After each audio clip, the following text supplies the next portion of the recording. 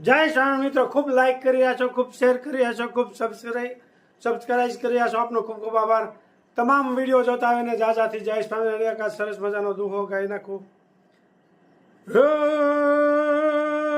શાણવું સારમ મેઘમલારમ બની બહારમ જલધારમ દાદુરદકારમ મયુર પુકારમ દરિયા તારમ વિસ્તાર નાલય સંભારમ પ્યાર પારમ નંદકુમારમ નિરખ્યારી એક હે રાધે પ્યારી મેં બલહારી ગોકુળ આવો ગિરધારી જીરે ગોકુળ આવો ગિરધારી જીરે ગોકુળ આવો ગિરધારી. જય સ્વામિનારાયણ. જય સ્વામી. કાલે એક કોમેન્ટ હતી કે તમે લીંબુ આ વાવો છો, કલમના છે કે સાદા છે? સાદી લીંબુડી છે. આ લીંબુ પાકી જાય ને એટલે એના બી અહીંયા વેરી દઈ એટલે એને હાથે આવા રોપડા તૈયાર થઈ જતા હોય. આમાં એની જાતે જાતે ઉગે, આમાં કાંઈ બીજું હોય નહીં. અને પછી આ વાવી એટલે મોટી લીંબુડી થઈ જાય. કલમની એકેય નથી, એક પણ કલમની લીંબુડી નથી. અને લીંબુડીની કોઈ કલમની જરૂરી ન હોય. આ બારે માસ આવ્યા કરે. લીંબુડીની કલમની કોઈ જરૂર ન હોય. ખૂબ સરસ મજાના લીંબુ આવ્યા કરે. એના બી નીચે પડી જાય જમીનમાં એટલે એના રોપડા નાના નાના ઉગે ચોમાસામાં.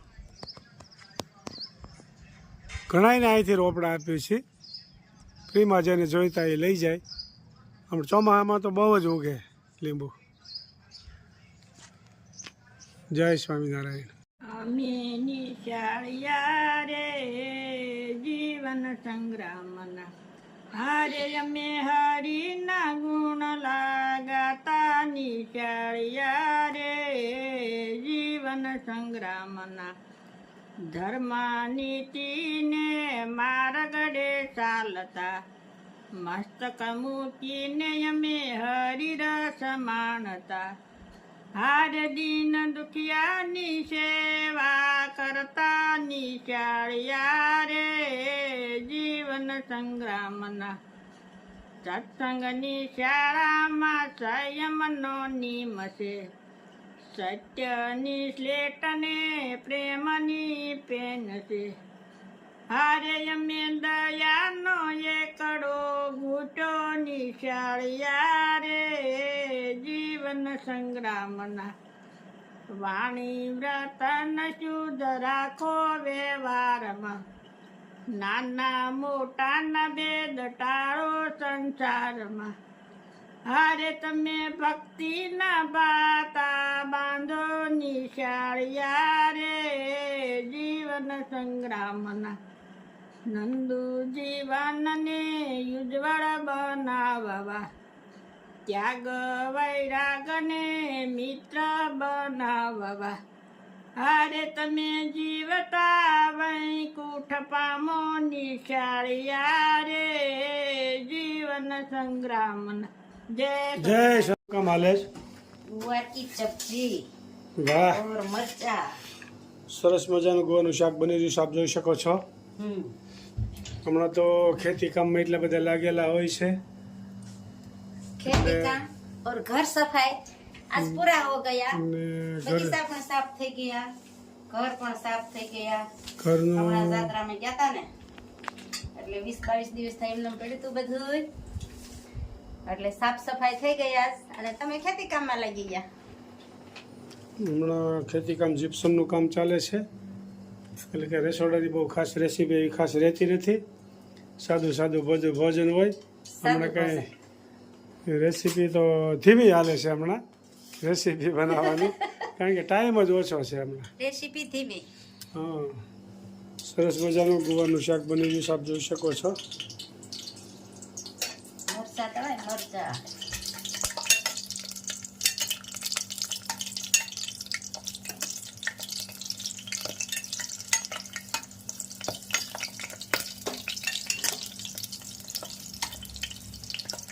મરચાને શેકો મારવો પડે નકર ટક ટક થઈને ફૂટે હતો. ફાટે જાય ને.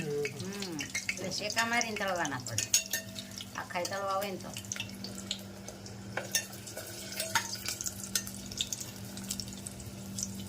સરસ મજાના મરચાં તળાયેલા સાહેબ જોઈ શકો છો. ઘરમાં 3 જણા 3 મરચાં, કે લાંબો 3 જણા 3 મરચાં, કે લાંબુ જોતું નથી ઘરમાં ખાસ તો. ખાલી ખાવા જ જોઈએ, બીજું કઈ ન જોઈએ. રાઈ, જીરું ને અજમા. સરસ મજાનું શાકનો વઘાર ચાલી રહ્યો છે, આપ જોઈ શકો છો.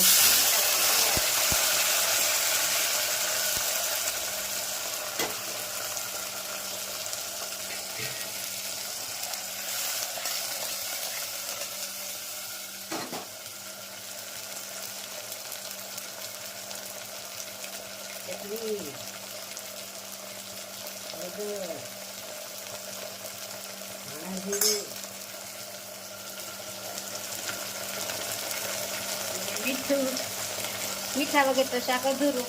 થોડુંક મોડું હોય તો મોડું લાગે, મીઠું નીકળી ગયું. મરચામાં પણ જરીક નાખવું પડે.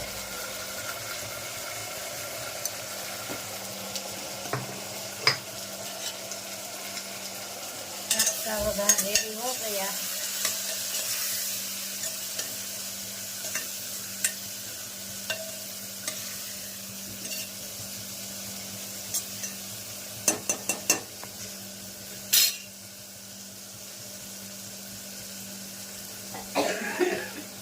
રોટલો થવા માંડ્યો છે, આપ જોઈ શકો છો.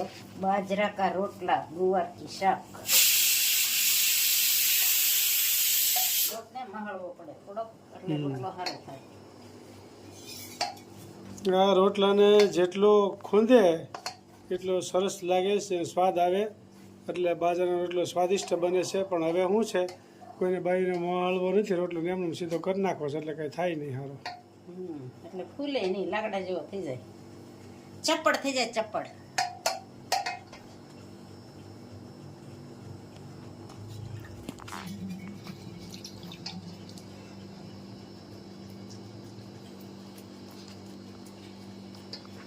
જોઈ શકો છો ટીપાય છે.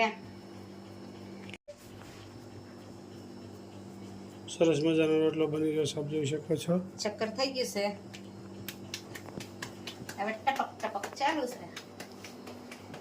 દેશી પદ્ધતિ, કણે પાટલી મતન કરે.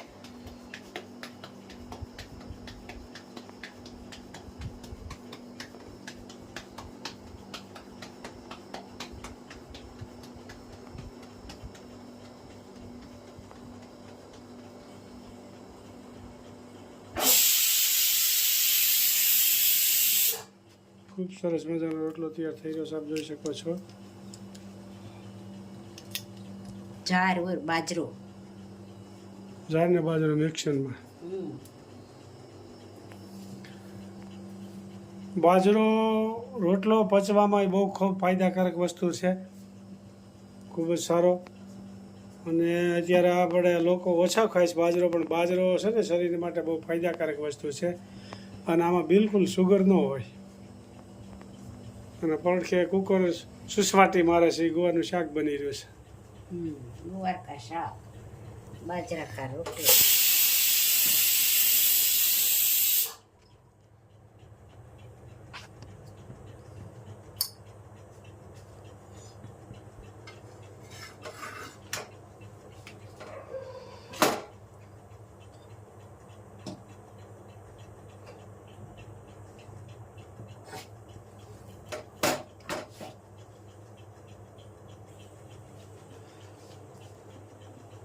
ભાખરી.